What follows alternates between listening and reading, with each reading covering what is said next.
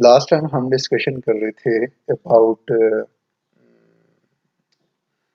जो हमारे पास stretching vibration और बेंडिंग वाइब्रेशंस के बारे में, और फिर हमने एक मैकेनिकल मॉडल स्टडी किया था।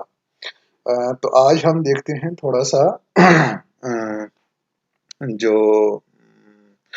हमारे पास डिफरेंट स्पेक्ट्रोफोटोमीटर्स हैं जो कि आईआर में यूज होते हैं, या एफटीआईआर और आईआर, जिसमें डिस्पर्सिव टाइप के स्पेक्ट्रोफोटोमीटर हैं हमारे पास, और कुछ हमारे पास एफटीआईआर फोरियर ट्रांसफॉर्म टाइप के, जिसमें हमारे पास टाइम डोमेन में स्पेक्ट्रम आता है।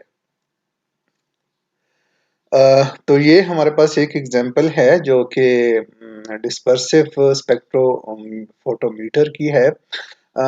हम पढ़ते आए हैं कि जो हमारे पास डिस्पर्सिव स्पेक्ट्रोफोटोमीटर्स होते हैं उसमें हमारे पास मिरर्स होते हैं, मोनोक्रोमेटर्स होते हैं, और हमारे पास रिफ्रैक्शन होती है वेव की।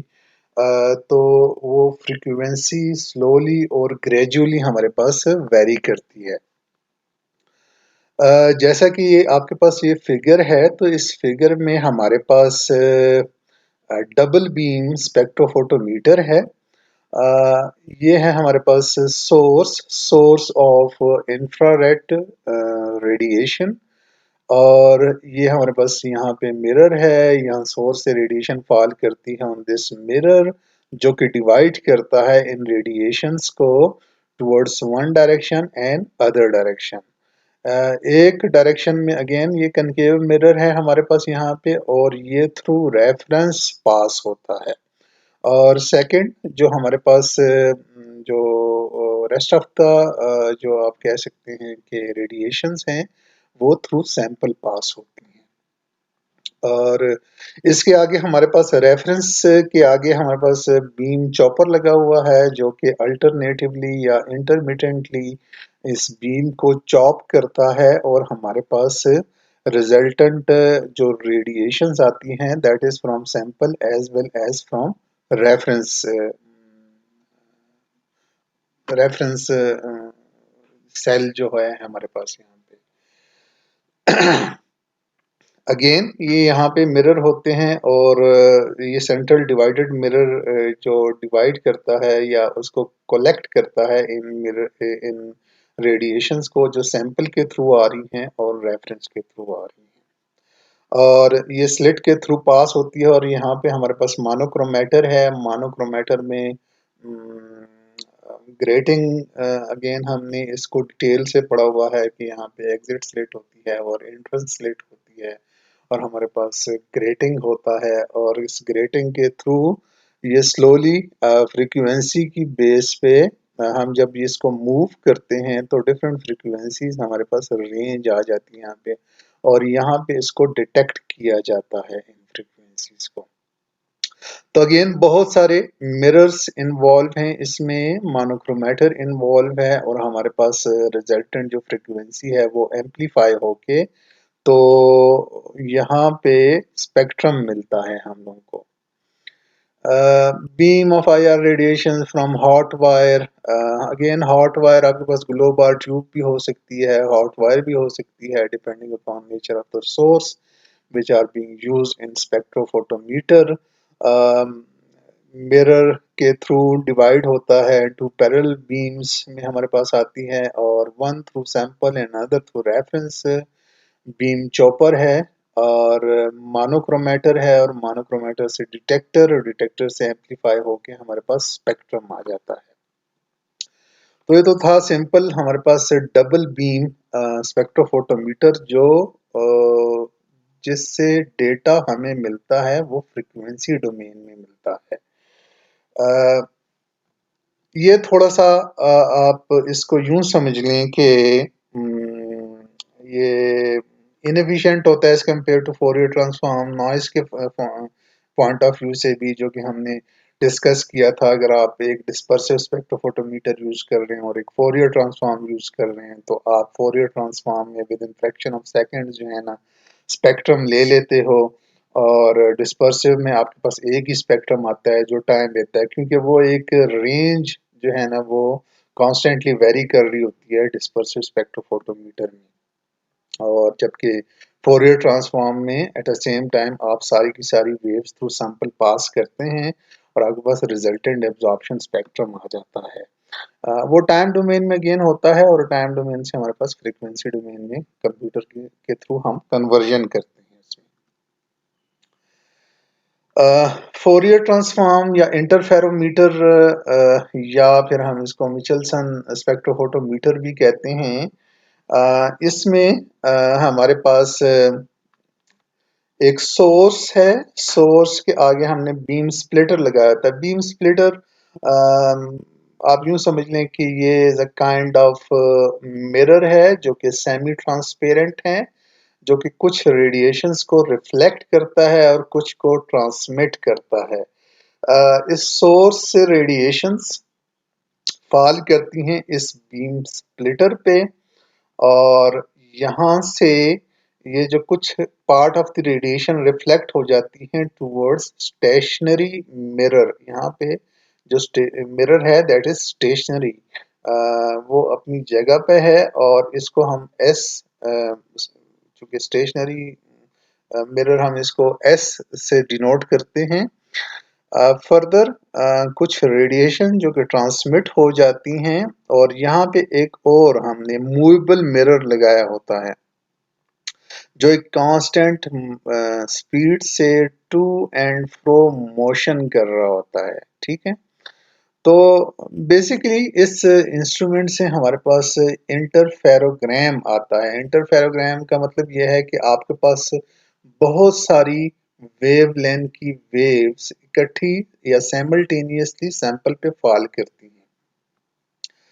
अब क्या होता है कि ये जो टू एंड फ्रो मोशन कर रहा होता है ये मिरर जो मूवेबल मिरर है, तो जब इस पे radiations with specific particular wavelength, consider that we have a monochromatic radiations, और जनरली हमारे पास जो FTIR स्पेक्ट्रोफोटोमीटर है उसमें हमारे पास जो रेडिएशंस यूज होती हैं वो कंटिन्यूस रेडिएशन या कंटिन्यूस सोर्स ऑफ रेडिएशन हमारे पास होता है, लेकिन हम कंसिडर कर लेते हैं कि that we have a monochromatic radiation और यहाँ से कुछ रेडिएशन इस बीम स्प्लिटर के थ्रू पास हुई या ट्रांसमिट हुई और इस मिरर पे ये इसने स्ट्राइक किया इन रेडिएशन ने।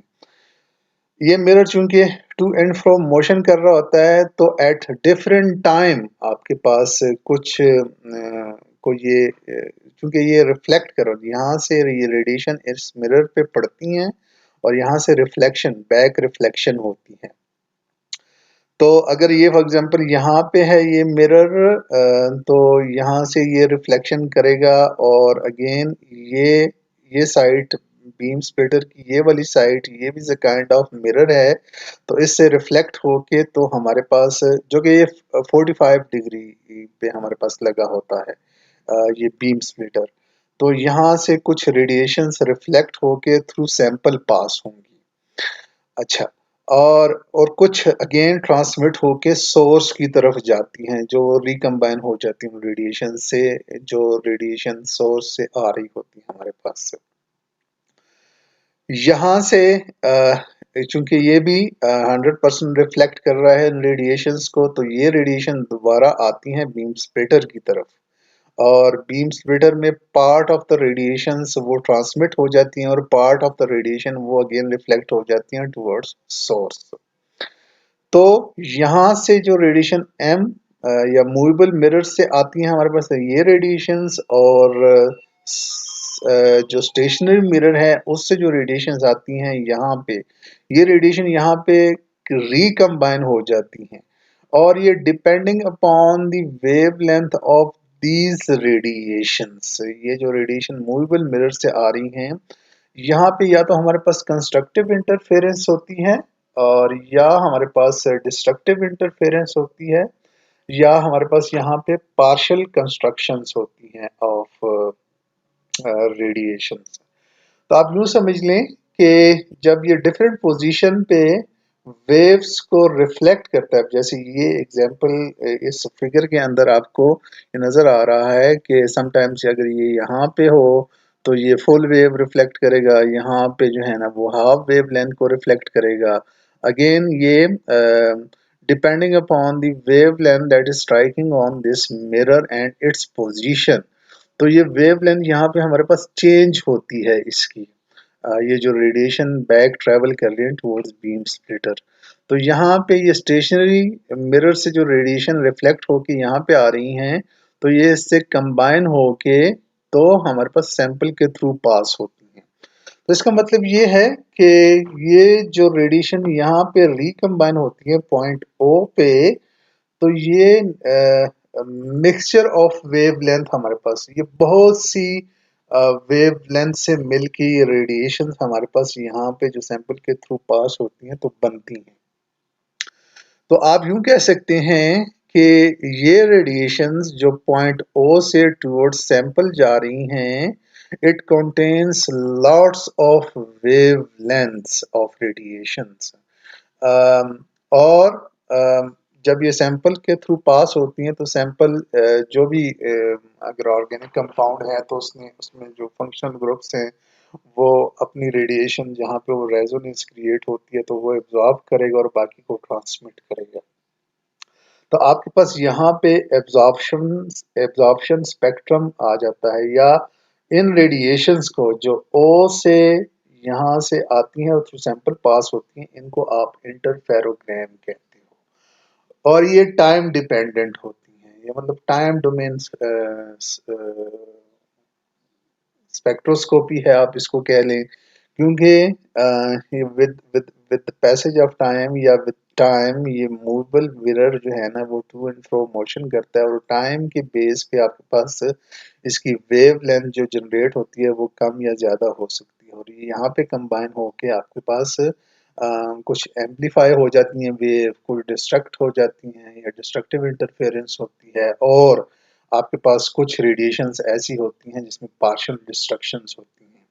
तो मीन्स के वो पूरी रेंज आपके पास वेव लेंथ की आपको मिलती है, और जो आपका सैंपल यहाँ पे ऑब्जॉर्व करेगा वो part of those wavelength जो coming towards this sample from the point O. तो आपके पास इंटरफेरोग्राम आता है, और अगेन जब डिटेक्टर इसको डिटेक्ट कर लेता है तो हम ये लास्ट लेक्चर में देख चुके हैं कि आपके पास टाइम डोमेन स्पेक्ट्रोस्कोपी में जो स्पेक्ट्रम आता है वो इज अ काइंड ऑफ उसमें कुछ बीट्स होते हैं आपके पास जो रिपीट हो रहे होते हैं विद टाइम। तो अगेन ये एक्सप्लेनेशन जो साइट पे आपको नज़र आ रही है ये अगेन इसी प्रोसेस की है। तो जब ये टाइम डोमेन में हमारे पास स्पेक्ट्रम या इंटरफेरोग्राम आ जाता है तो फोरियर ट्रांसफॉर्म जो कि कम्प्लेक्स ऑपरेशन है, लास्ट टाइम मैंने आपको बताया था, वो इस पे अप्लाई करते हैं कंप्यूटर के थ्रू हम, और हमारे पास फ्रीक्वेंसी डोमेन में स्पेक्ट्रम आ जाता है।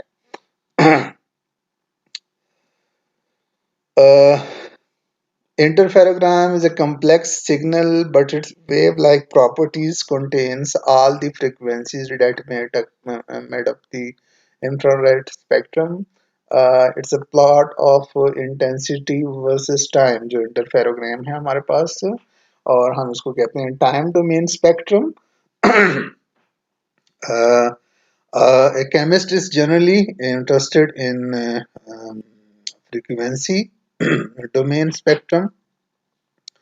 तो एक मैथमेटिकल ऑपरेशन, जैसे मैंने आपसे पहले कहा कि Fourier transform is a mathematical operation जो कि हम इंटरफेरोग्राम पे अप्लाई करते हैं और हमारे पास फ्रीक्वेंसी डोमेन में स्पेक्ट्रम आ जाता है।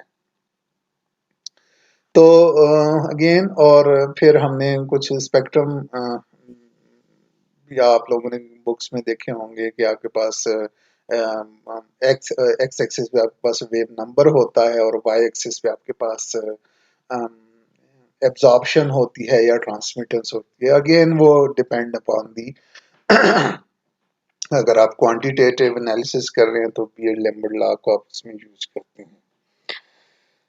Preparation of samples for IR spectroscopy. तो दो तरह के स्पेक्ट्रम आप इसमें एनालाइज करते हैं। एक आपके पास लिक्विड फॉर्म में जो होता है सैंपल, दूसरा आपके पास सॉलिड फॉर्म में होते हैं। लिक्विड फॉर्म में जनरली आप क्या करते हो कि आपके पास केबीआर, पोटाशियम ब्रोमाइड के या सोडियम क्लोराइड के आपके पास पैलेट्स होती हैं या प्लेट्स होती हैं। अगर लिक्विड आप फॉर एग्जांपल लिक्विड सैंपल है आपका, उन दोनों प्लेट्स के दरमियान आप उस सैंपल के ड्रॉप को डालते हो और उन दोनों प्लेट्स को जो कि पोटाशियम ब्रोमाइड की भी हो सकती हैं या सोडियम क्लोराइड की भी हो सकती हैं। पोटाशियम ब्रोमाइड की जो प्लेट्स हैं द काइंड ऑफ आप कह सकते हो कि थोड़ी सी एक्सपेंसिव हैं, लेकिन आपको पूरी रेंज जो आपके पास मिड आईआर की रेंज होती है, लेट्स से फ्रॉम 4000 पर सेंटीमीटर टू ऑनवर्ड 400 पर सेंटीमीटर वेवलेंथ की जो रेंज है, उसमें आप पोटाशियम ब्रोमाइड जो है वो ट्रांसमेरेंट है। और जो आपके पास सोडियम क्लोराइड की प्लेट्स होती हैं वो आप कह सकते हो कि वो अबाउट अराउंड अबाउट 650 पर सेंटीमीटर से ऑनवर्ड 400 तक वो एब्जॉर्प्शन हमारे पास देता है। तो दोनों तरह की प्लेट्स आप यूज कर सकते हो डिपेंडिंग अपॉन योर रिक्वायरमेंट, आपको कौन सी रेंज आप स्टडी कर रहे हो। तो लिक्विड के ड्रॉप को आप दोनों प्लेट्स के दरमियान रखते हो और जेंटली उन प्लेट्स को आपस में स्क्वीज करते हो और उसको सैंपल कंपार्टमेंट में आप एफटीआर के या डिस्पर्सिव स्पेक्ट्रोफोटोमीटर जो भी आप यूज कर रहे हो, तो उसमें सैंपल कंपार्टमेंट में आप उसको रखते हो और अपना स्पेक्ट्रम अटेन कर लेते हो। और इस तरीके से या इस मेथड से जिसमें आप ड्रॉप डालते हो बिटवीन टू प्लेट्स, इसको आप नीट स्पेक्ट्रम, जब आपको स्पेक्ट्रम आता है उसको नीट स्पेक्ट्रम बोलते हो, क्योंकि इसमें कोई और सॉल्वेंट इन्वॉल्व नहीं होता। और इसको आप जनरली आप यूं कह सकते हो कि अगर आपके पास वाटर वेपर्स नहीं है तो आपको इसको आपके पास नीट स्पेक्ट्रम आता है। समटाइम्स आपके पास एटमॉस्फेरिक वाटर वेपर्स या वाटर एब्जॉर्ब हो जाता है, तो अ, उसके लिए आप पैलेट्स को या अपने प्लेट्स को ड्राई कर लेते हो, सैंपल प्लेट्स को। दूसरा आपके पास सॉलिड सैंपल्स होते हैं। सॉलिड सैंपल के लिए थ्री मेथड्स हैं आपके पास। एक तो ये कि आप नंबर वन ये कर सकते हो कि पोटाशियम ब्रोमाइड की या सोडियम क्लोराइड की आप पैलेट्स बना सकते हो, उसके साथ अपना सॉलिड कंपाउंड जो है वो मिक्स करके उसको ग्राइंड करके और उसको कंप्रेस करते हो आप पैलेट्स की फॉर्म में, तो एक पैलेट्स बन जाती है आपके पास। और उन पैलेट्स को आप सैंपल कंपार्टमेंट में रखते हो और अपना स्पेक्ट्रम ले लेते हो। दूसरा मेथड आपके पास ये है कि आपके पास समटाइम्स आप मिनरल ऑयल का यूज करते हो और उस मिनरल ऑयल में आप डिसॉल्व करते हो अपने कंपाउंड को और एक सस्पेंशन बना लेते हो और उसको फिर अगेन आप केबीआर या सोडियम ब्रोमाइड के पैलेट्स में उसके ड्रॉप लेते हो और आप स्पेक्ट्रम अटेन कर लेते हो या गेन कर लेते हो आईआर का। अगेन मिनरल ऑयल आपके पास एब्जॉर्प्शन देता है सर्टन रेंज में, जो कि आपकी बुक में मेंशंस हैं वो फ्रीक्वेंसीज या वो वेव नंबर जिस पे ये मिनरल ऑयल आपके पास एब्जॉर्प्शन देता है। थर्ड अगेन आपके पास कुछ सॉल्वेंट आप यूज करते हो और उसमें अपने कंपाउंड को डिजॉल्व करते हो या सस्पेंड करते हो, फिर अगेन उसके ड्रॉप को आप दो पैलेट्स के दरमियान लेते हो और अपना स्पेक्ट्रम ले लेते हो। कार्बन टेट्राक्लोराइड को जनरली इसमें हम यूज करते हैं और again C single bond chloride के साथ जो इसका बॉन्ड बनता है वो आपको एब्जॉर्प्शन देता है एट पर्टिकुलर वेव नंबर, तो वो इंटरफेयर कर सकता है आपके स्पेक्ट्रम में, आपके सैंपल या कंपाउंड के स्पेक्ट्रम में।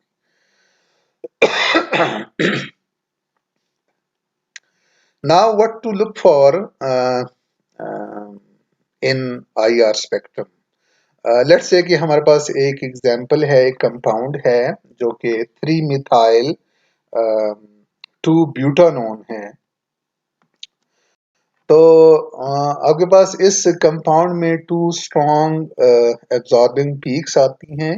एक आपके पास 3000 पर सेंटीमीटर पे सी एच की स्ट्रेचिंग होती है, सी सिंगल बॉन्ड एच की स्ट्रेचिंग होती है, और 1715 पे पर सेंटीमीटर पे आपके पास कार्बोनाइल का जो ग्रुप है उसकी स्ट्रेचिंग होती है। तो आपके पास टू यूँ कह सकते हैं कि स्ट्रॉन्ग पीक्स इसमें आती हैं। तो जो मोस्टली आपके पास फंक्शनल ग्रुप्स हैं वो मिड आईआर रीजन में एब्जॉर्प्शन देते हैं। और चूंकि आप लोग ऑर्गेनिक के स्टूडेंट्स हैं तो आपने स्टडी भी किया होगा डिफरेंट फंक्शनल ग्रुप कहाँ पे एब्जॉर्प्शन देते हैं, और इससे रिलेटेड आप यूँ समझ लें कि जो शेप एंड इंटेंसिटी है that is unique as well. अब कार्बन डबल बॉन्ड ओ जो कार्बोनाइल ग्रुप है आपके पास 1850 से ऑनवर्ड 1630 पर सेंटीमीटर पे आपके पास एब्जॉर्प्शन देता है। और कार्बन डबल बॉन्ड सी जो 1680 से ऑनवर्ड 1620, तो आप यूं समझ लें कि ये दोनों का रीजन जो है वो is a kind of overlap कर रहा है। लेकिन चूंकि कार्बोनाइल कंपाउंड की हमारे पास जो कार्बोनाइल ग्रुप की एक्चुअली हमारे पास जो एब्जॉर्प्शन होती है वो स्ट्रांगली एब्जॉर्ब करता है, और आप क्लियरली उसको आइडेंटिफाई कर सकते हो अपने स्पेक्ट्रम में। जैसे सी डबल बॉन्ड सी है तो वो वीक एब्जॉर्प्शन देता है, और ये राइट पे आपके पास जो स्पेक्ट्रम है उसमें आप आइडेंटिफाई कर सकते हो जो सी डबल बॉन्ड ओ है जो कार्बोनाइल ग्रुप है वो स्ट्रॉन्ग एब्जॉर्बर है या स्ट्रॉन्ग एब्जॉर्प्शन देता है हमारे पास, और सी डबल बॉन्ड सी जो है हमारे पास वो वीक एब्जॉर्प्शन देता है। तो आप इजीली आइडेंटिफाई कर सकते हो या डिफरेंशिएट कर सकते हो between C double bond C and C double bond O के, ऑल्दो कि इनके रीजन आपस में वो ओवरलैप कर रहे हैं। इसी तरह हमारे पास shape and fine structure of peaks give clue about the identity या to the identity of the compound. अब जैसा कि अगेन इस दिस केस एन एच और ओ एच रीजन जो है हमारे पास ये ओवरलैप कर रहे हैं। ओ एच जो हमारे पास एब्जॉर्प्शन देता है, ये जो पीक देता है वो हमारे पास 3650 ऑनवर्ड टू 3200 पर सेंटीमीटर पे हमारे पास ये एब्जॉर्प्शन देता है। और इसी तरीके से जो NH की एब्जॉर्प्शन है वो हमारे पास 3500 टू ऑनवर्ड 3300 पर सेंटीमीटर। तो अगेन आप देख सकते हो कि ये दोनों ये जो रेंजेस हैं ये आपस में ओवरलैप हो रही हैं। लेकिन इसमें डिफरेंस क्या है, क्योंकि हमने कहा है कि जो इनकी शेप होती है और इनकी इंटेंसिटी होती है और उसकी वजह से हम दो ग्रुप्स के दरमियान उनको आपस में डिफरेंशिएट कर सकते हैं। जो NH एब्जॉर्प्शन है आपके पास 1 और 2 sharp absorption bands of lower intensity. आप यूं देख लें कि यहाँ पे देख लें कि NH2 आपके पास है और यहाँ पे 2 जो है वो शार्प एब्जॉर्प्शन पीक्स हैं इसकी। सिमिलरली जो OH है वो आपके पास ब्रॉड एब्जॉर्प्शन देता है, और you can easily distinguish between these two kind of peaks. जो डिफरेंट स्टेप्स होते हैं आप जो फॉलो करने होते हैं किसी भी स्पेक्ट्रम को एक्सप्लेन करने के लिए। लेट्स से कि आपके पास जो मैं ये अपलोड कर दूंगा आज जो चैप्टर में जो टेबल है जो कि 2.3 टेबल है उसमें डिफरेंट ग्रुप्स हैं और उससे रिलेटेड आपके पास वहाँ पे डिफरेंट रेंजेस दी गई हैं जिसपे वो पीक्स बनती हैं या वो जो एब्जॉर्प्शन देती हैं। होपफुली आपने पहले भी इस टेबल को स्टडी किया होगा, तो आपका काम ये है कि उन चीज़ों को आपने मेमोराइज करना है। आप जो स्टेप्स फॉलो करते हैं, तो सबसे पहले आप क्या करना है, memorise certain range of associated frequency to the functional groups. फिर आप अब रेंजेस को मेमोराइज करते हैं, फिर आपको ये करना होता है कि आप एक सिंगल वैल्यू ले लेते हो और उसको याद कर लेते हो। फॉर एग्जांपल एलिफेटिक कीटोन है, जो कार्बोनाइल एब्जॉर्प्शन है आपके पास, दैट इज ऑन 17-15 पर सेंटीमीटर, प्लस माइनस 10 इसमें हो सकता है, वो depending upon the situation of the compound where this ketone या आप कह सकते हैं carbonyl group is present. Again जो डिफरेंट ग्रुप्स हैं आपके पास, वो कार्बोनाइल ग्रुप है, वो एल्डिहाइडिक ग्रुप है, वो एरोमेटिक ग्रुप है, तो उनको कुछ फैक्टर्स अफेक्ट करते हैं और उनकी फ्रीक्वेंसीज ऑफ जिस फ्रीक्वेंसी पे वो एब्जॉर्प्शन देते हैं, तो उनको वो फैक्टर्स अफेक्ट करते हैं, जिसमें सबसे जो प्रोमिनेंट फैक्टर्स हैं उसमें रिंग स्ट्रेन है, रिंग का साइज जो कि अटैच होता है उस ग्रुप के साथ, या वो भी उसको उसमें समटाइम्स इलेक्ट्रॉन विड्रॉ कर लेता है और समटाइम्स वो इलेक्ट्रॉन डोनेट करता है, depending upon the situation in the compound. और आपके पास कुछ कंजुगेशन का प्रोसेस होता है। अगेन कंजुगेशन डबल और सिंगल बॉन्ड के दरमियान, या किसी भी फॉर एग्जांपल कार्बोनाइल ग्रुप है तो उसके साथ कंजुगेशन में अगर डबल बॉन्ड प्रेजेंट है तो वो रेजोनेंस का फिनोमेना, या आप कह सकते हैं उसमें कंजुगेशन होती है, और पाई जो इलेक्ट्रॉन्स हैं वो डीलोकलाइज होते हैं और आपके जो फ्रिक्वेंसी ऑफ एब्जॉर्प्शन है उसको अफेक्ट करते हैं। तो ये इसका ये मतलब नहीं है कि वो 17-15 से वो कहीं 1400 पे चला जाता है, या वो 1800 पे चला समटाइम्स, या 19 या 2000 पर सेंटीमीटर पे चला जाता है। इसके करीब करीब ही रहता है, लेकिन ये चीज़ें उसको अफेक्ट करती हैं, ये डिफरेंट फैक्टर्स जो होते हैं आपके पास कंपाउंड में।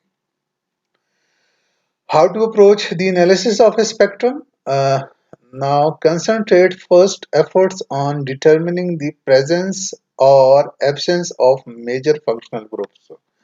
तो अगर आपके पास किसी कंपाउंड में कुछ मेजर फंक्शनल ग्रुप्स हैं, जैसे कि कार्बोनाइल ग्रुप है, OH है, NH है, CO है, C डबल बॉन्ड C है, ट्रिपल बॉन्ड्स हैं आपके पास, नाइट्रो ग्रुप हैं, तो ये कुछ ऐसे ग्रुप्स हैं जिनको आप अगर कंपाउंड में या किसी स्पेक्ट्रम में या किसी उस स्पेक्ट्रम में इनकी पीक्स हों तो आप इनको मिस नहीं कर सकते अगर आपको इनकी वैल्यूज या कोरिस्पॉन्डिंग वैल्यूज याद हैं।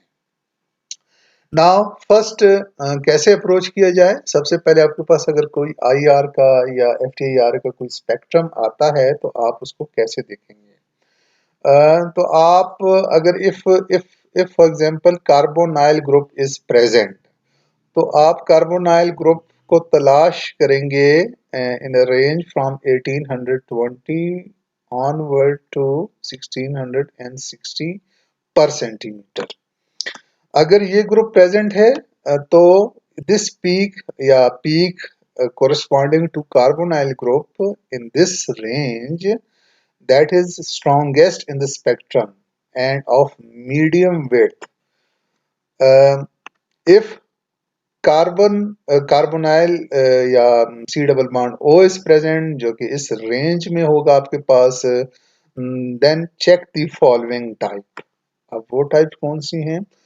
फर्स्ट आपने एसिड्स के देखना है कि उसमें अगर वो एसिड्स हैं तो उसमें OH भी प्रेजेंट होगा, और मीडियम OH अगर प्रेजेंट होगा तो मीडियम एब्जॉर्प्शन नियर 3400 पर सेंटीमीटर आपके पास ये एब्जॉर्प्शन होगी इसमें। और sometimes double peaks with equivalent halves.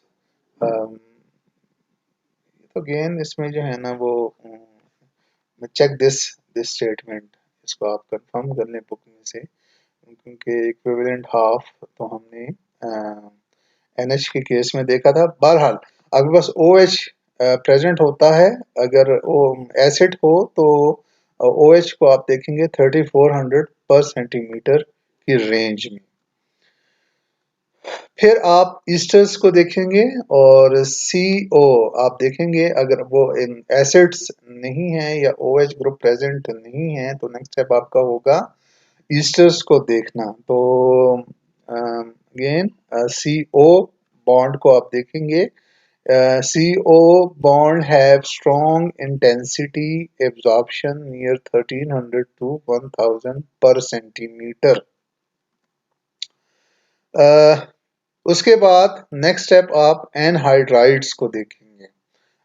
To carbonyl या 2C double bond O absorption near 1810 to 1760 पर सेंटीमीटर।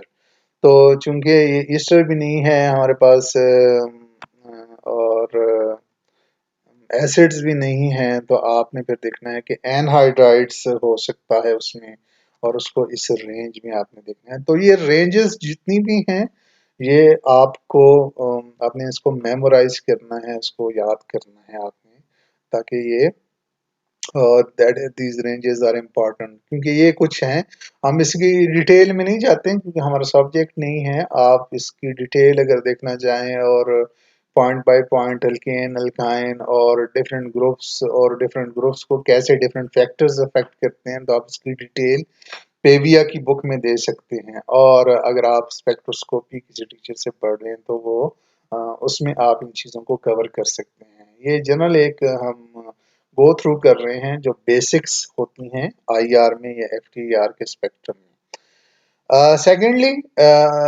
उसके बाद आप एनहाइड्राइड्स अगर वो भी एब्सेंट है तो आप एल्डिहाइड्स को देख सकते हो।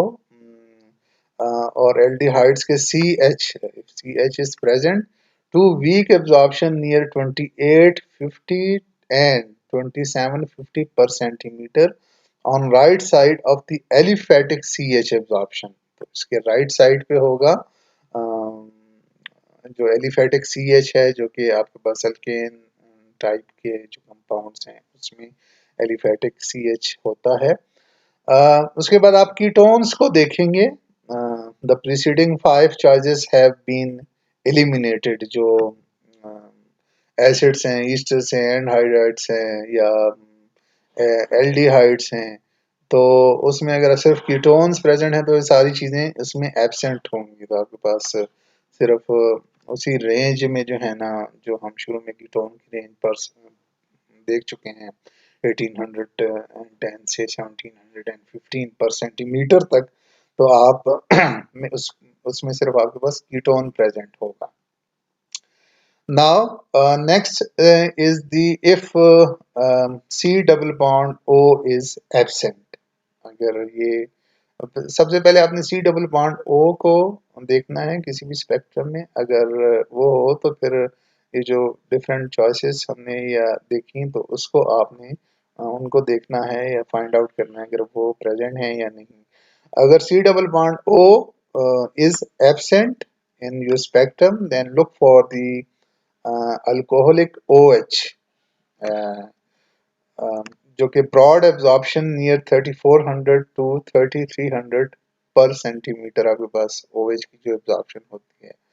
तो अगेन आप ये देख लें कि OH आपके पास वाटर में भी होता है और वो भी एब्जॉर्प्शन इसी रेंज में देता है, लेकिन चूंकि आप FTIR या IR रन कर रहे होते हैं किसी भी कंपाउंड का, तो मेक श्योर कि आपका sample free of water content है, तो आपने उसको ड्राई कर लेना है पहले। और अल्कोहल के केस में OH को आप इस रेंज में देखोगे and then confirm it by finding CO near 1300 to 1000 पर सेंटीमीटर। ठीक है, तो ये देख लें कि CO यहाँ पे भी है, लेकिन उस केस में आपके पास C डबल बॉन्ड O था। तो आपने इस इन चीज़ों को आपस में कंफ्यूज नहीं करना। ये ईस्टर का CO और अल्कोहल का CO, ईस्टर का CO अगर होगा इस रेंज में तो उससे पहले उसका आप ये समझ लें कि C डबल बॉन्ड O भी प्रेजेंट होना ज़रूरी है। लेकिन यहाँ पे अल्कोहल को आप देख रहे हो क्योंकि C double bond O that is absent in this range. तो आप कह सकते हो confirm it by finding out CO near 1300 to 1000 per centimeter range, आप उसको देखते हो. फिर amines या amines, check for NH group. Medium absorption near 3400, ये अगेन उसी OH की रेंज में है. अगर अल्कोहल एब्सेंट है और C double bond O absent है तो फिर आप एमाइंस या एमीन्स को देखोगे right in the at frequency या वेव नंबर ऑफ 3400 पर सेंटीमीटर. अगर ये भी एब्सेंट हैं तो आप ईथर्स को देखोगे. फिर check for CO near 13. Again ये देखें CO यहाँ पे ईथर्स में भी आ रहा है, अल्कोहल में भी आ रहा है और वहाँ पे ईस्टर्स में भी आ रहा था हमारे पास. तो 1300 टू 1000 पर सेंटीमीटर में आप ईथर्स को फाइंड आउट करोगे. एंड अगेन अब ईथर्स अगर हैं तो ROR या COC जो आपके पास बॉन्ड है and absence of OH near, इसका ये मतलब हुआ कि आपके पास ये अल्कोहल नहीं है. अगर ये प्रेजेंट हो OH नियर 3400 तो इसका मतलब ये है कि ये आपके पास अल्कोहल है, ईथर्स नहीं है. फिर अगर ये अबव जितनी भी चॉइसेस हैं वो एब्सेंट हैं तो फिर आपने देखना होता है डबल बॉन्ड और एरोमेटिक रिंग्स को. C double bond C is a weak absorption near 1650 per centimeter, um, or it is medium to strong absorption near 1600 to 1450 per centimeter. Often apply an aromatic ring. अगर 1600 to 1450 per centimeter medium to strong absorption हो तो उसको हम कहते हैं कि ये kind of aromatic ring है.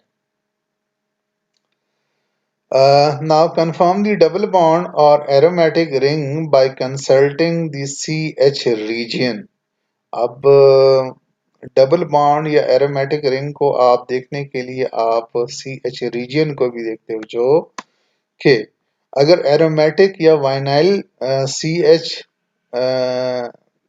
टू द लेफ्ट ऑफ 3000, अगर CH जो एसोसिएटेड है विद एरोमेटिक और वाइनाइलिक ग्रुप तो इसको आप ये प्रेजेंट होगा ऑन लेफ्ट साइड ऑफ 3000 पर सेंटीमीटर किसी भी स्पेक्ट्रम में, लेफ्ट या राइट. आप देख सकते हैं कि लेफ्ट पे आपके पास मैक्सिमम वेव नंबर होता है और राइट पे आपके पास लोअर वेव नंबर होता है. तो उसके लेफ्ट पे आपके पास होगा 3000 पे. अगर एलिफेटिक CH है it will occur on right side of this value. 3000 के राइट साइड पे आपके पास एलिफेटिक CH ग्रुप प्रेजेंट होगा. फिर नेक्स्ट आपके पास आ जाता है कि ट्रिपल बॉन्ड को आप देखते हो. C ट्रिपल बॉन्ड N, इसका मतलब ये है अगर ये प्रेजेंट है आपके स्पेक्ट्रम में तो दैट इज मीडियम और medium to sharp near 20 to 150 पर सेंटीमीटर के में आप C ट्रिपल बॉन्ड N को देखोगे. C triple bond C weak sharp near 2150. Again ये आप देख लें कि ये काफ़ी क्लोज हैं लेकिन इनकी शेप और इंटेंसिटी में डिफरेंस होता है. मीडियम टू शार्प है अगर तो वो C ट्रिपल बॉन्ड N है और वीक और शार्प है अगर तो वो C triple bond C near 2150 पर सेंटीमीटर है आपके पास. Now check also for acetylenic CH near 3300 per centimeter. तो उसमें आप देखते हो कि एसिटाइलिनिक CH भी उसमें प्रेजेंट है कि नहीं है. तो that should be present at 3300 per centimeter. फिर आपके पास नाइट्रो ग्रुप को आप देखते हो. नाइट्रो ग्रुप्स में आप two strong absorptions near 1600 onward to 1530 per centimeter and 1390 to 1300 per centimetre में आप टू स्ट्रॉन्ग एब्जॉर्प्शन को देखते हो नाइट्रो ग्रुप्स के केस में। अगर ऊपर वाले सारे आपके पास एब्सेंट हैं तो आपके पास चांसेस ये हैं कि आपका कंपाउंड जो है ना वो हाइड्रोकार्बन हो। None of the proceeding is found and major absorption are in CH region near 3000 पर सेंटीमीटर। तो ये प्रैक्टिस के साथ जैसे जैसे आप के पास IR स्पेक्ट्रम आते हैं और आप उसको एक्सप्लेन करने की कोशिश करते हो तो कुछ नॉमिनल आप कह सकते हैं या प्रोमिनेंट आप कह सकते हो, कुछ फंक्शनल ग्रुप्स होते हैं जिनकी आपको पता होना चाहिए कि वो एब्जॉर्प्शन किस रेंज में देता है और किस आप कह सकते हैं कि अ, किस इंटेंसिटी की होती है वो आयदर, और शेप उसकी क्या होती है, वो शार्प होता है, वो ब्रॉड होता है या वो टू हाफ पीक्स में डिवाइड होता है। तो जैसे जैसे आप प्रैक्टिस करते जाते हो IR स्पेक्ट्रम को एक्सप्लेन करने के लिए तो आपके पास एक्सपीरियंस गेन होता है और आप इजीली किसी भी स्पेक्ट्रम को बाद में एनालाइज कर सकते हो। तो ये तो था हमारे पास हमने जो आज देखा इसमें डिस्पर्सिव स्पेक्ट्रोफोटोमीटर और फोरियर ट्रांसफॉर्म स्पेक्ट्रोफोटोमीटर, उसमें डिफरेंस, अगेन डिफरेंस का तो हम शुरू से देखते आ रहे हैं जैसे ही हमने स्पेक्ट्रोफोटोमेट्री शुरू की थी। तो जनरली जो IR स्पेक्ट्रोमीटर जो पुराने वाले कहीं पे लैब में अवेलेबल होते हैं यूनिवर्सिटीज में तो वो डबल बीम ही होते हैं, जो डिस्पर्सिव स्पेक्ट्रोफोटोमीटर होते हैं। तो अगेन चूंकि IR का जो सोर्स होता है वो उसकी इंटेंसिटी कम होती है, वो या आप यूँ कह सकते हैं कि वो ये जो रेडिएशंस हैं IR रेडिएशंस वो ज़्यादा एनर्जेटिक नहीं हैं। तो इसीलिए इसमें हमारे पास जो फोरियर ट्रांसफॉर्म स्पेक्ट्रोफोटोमीटर्स हैं वो आपके पास ज़्यादा बेनिफिट्स होते हैं उसके सिग्नल टू नॉइस रेशो के हवाले से, और चूंकि वो डिपेंड करता है फिर अगेन टाइम ऑफ मेजरमेंट। जो आपके पास डिस्पर्सिव है स्पेक्ट्रोफोटोमीटर वो ज़्यादा टाइम लेता है और जो फोरियर ट्रांसफॉर्म है आपके पास वो कम टाइम लेता है, लेकिन आप उस कम टाइम को यूटिलाइज कर सकते हो मोर नंबर ऑफ स्पेक्ट्रम लेके और उसको एवरेज करके उसके सिग्नल को, तो आपके पास वो नॉइस जो होता है वो रिड्यूस हो जाती है। उसमें आपके पास जो जो एब्जॉर्प्शन होती हैं डिफरेंट पीक्स की वो इंक्रीज हो जाती हैं या वो एम्पलीफाई हो जाती हैं या वो प्रोमिनेंट हो जाती हैं थ्रू यूजिंग FT या FTIR स्पेक्ट्रोफोटोमीटर। तो ये याद रखें कि FTIR स्पेक्ट्रोफोटोमीटर जो इंटरफेरोमीटर है वो उसमें हमारे पास इंटरफेरोग्राम मिलता है जो कंसिस्ट होता है mixed number of way mixed आप कह सकते हैं कि रेंजेस ऑफ वेवलेंथ्स, और वो टाइम डोमेन में होता है और टाइम डोमेन से हम उसमें फोरियर ट्रांसफॉर्म को जो मैथमेटिकल ऑपरेशन है वो अप्लाई करते हैं और हमारे पास जो एक रिजल्टेंट स्पेक्ट्रम आता है वो फ्रीक्वेंसी डोमेन में आता है। उसके बाद हमने देखा कि बेसिक्स देखी हमने कि एक IR स्पेक्ट्रम को आप क्या देखते हैं उसमें, और जनरली उसमें फंक्शनल ग्रुप्स होते हैं और फंक्शनल ग्रुप की बेस पे ही हम उसको एक्सप्लेन कर रहे होते हैं और जो स्टेप्स सीक्वेंस में आपको फॉलो करने होते हैं। अगर आपने इन चीज़ों को अगर आप याद कर लेते हो और एक्सपीरियंस कर लेते हो इन चीज़ों को या इन पीस को इन रेंजेस को, तो यू कैन इजीली रिकॉग्नाइज या identify different compounds that contained in a sample which you analyzed for IR radiations या IR spectrophotometer. So that was all about the IR या FTIR जो basics हैं आप यूँ समझें जनरली बेसिक्स ही हैं।